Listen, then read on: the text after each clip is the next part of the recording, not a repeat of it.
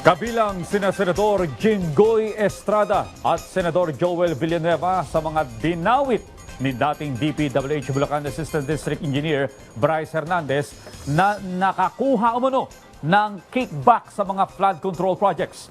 Sinabi yan ni Hernandez sa kanyang pagharap sa pagdinig sa Kamara kung saan inilabas din niya ang mga larawan at palitan ng mensahe ni na District Engineer Henry Alcantara at ng dalawang senador.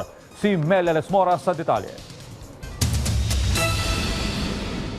Sabi ni Senator Marcoleta kahapon, ligtas ka na. Hindi po ito totoo. Si Senator Jinggoy Ejercito Estrada, Senator Joel Villanueva, Yusek Robert Bernardo at D. Alcantara. Walang prenong pinangalanan ni dating DPWH Bulacan Assistant District Engineer Bryce Hernandez, sina Senador Jinggoy Estrada at Senador Joel Villanueva na tumanggap umano ng kickback mula sa flood control projects sa Bulacan. Sa pagdinig ng House Infrastructure Committee, inilatag pa ni Hernandez ang detalye ng mga proyekto ng dalawang senador. Itinuro rin niya ang dati niyang boss na si dating DPWH Bulacan District Engineer Henry Alcantara bilang umano'y chief implementer sa anomalyang ito.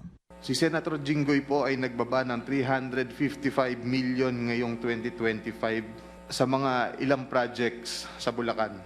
At ang sabi po ng boss ko dito ay 30% ang commitment dito.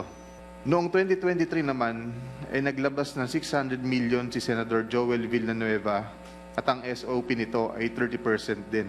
Naglatag pa ng ebidensya si Hernandez at Engineer JP Mendoza na dati rin nilang katrabaho sa DPWH Bulacan 1st District Engineering Office. Sa mga larawang ito, makikitang magkasama sina Senador Estrada at Engineer Alcantara. I'm just trying to show that Mr. Alcantara, Engineer Henry Alcantara and Senator Jinggoy Estrada have met a couple of times already. And they appear, what do they appear?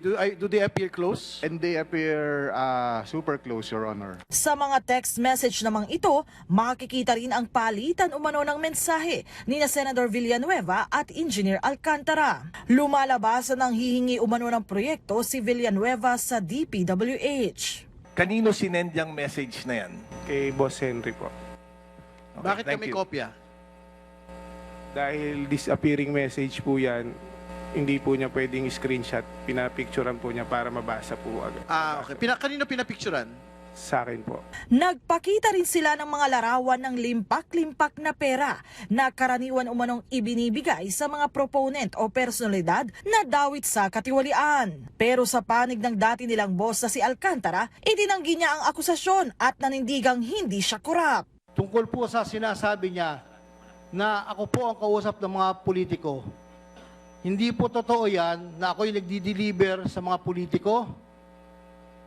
Si Senator Joel 2023, wala pong project na flood control si Senator Joel ever since. At sino po ang makakaalam kung sino po ang naglalagay dyan? We are not part of the BICAM.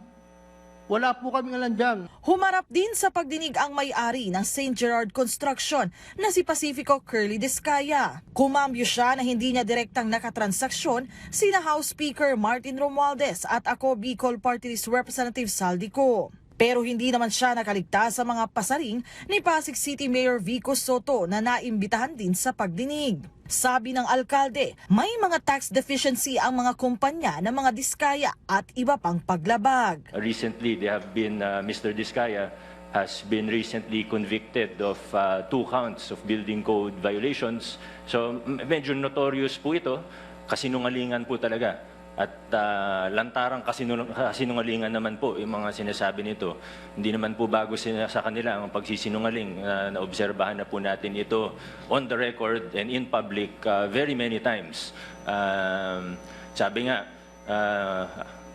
dito sa kaso na ito, ang sinungaling ay asawa ng magnanakaw.